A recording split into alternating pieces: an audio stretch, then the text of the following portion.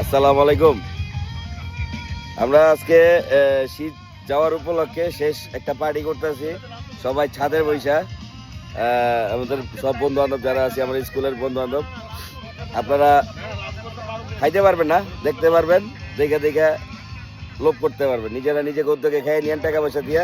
আর আমাকে ছাদের ভিতরে আছে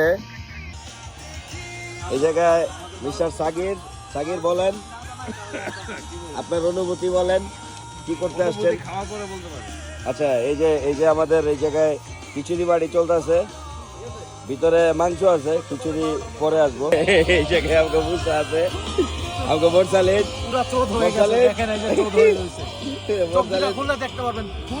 অপু বলেন তো ওনার কি হয়েছে? উনি গাঁজা সেবন করেছে। অপু মোরসালিদ কতটুকু সত্য এবং অপুর কথায় আমরা কতটুকু সত্যতা পাই? প্রচুর গাঁজা খাইছে, প্রচুর পরিমাণে। এই পর্যন্ত 5টা স্টিক খাইছে। শাহিন ভাই হ্যাঁ ভাই, বলেন ভাই, আপনার অনুভূতিটা বলেন। আমার অনুভূতিটা হলো আই এম ফিলিং শেষ। আপনার শাহিন ভাই হিরো আলমের মতো ফিলিং ভাসতাছি। আর সাকির ভাই, এই যে সাকির ভাই চোখ এই যে আমাকে বাপুরছি মোসাম অনেক পাওনাদার আছে।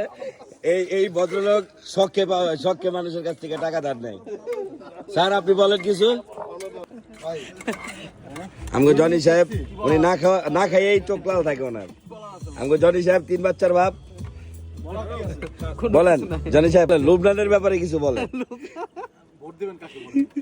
লুবনান রে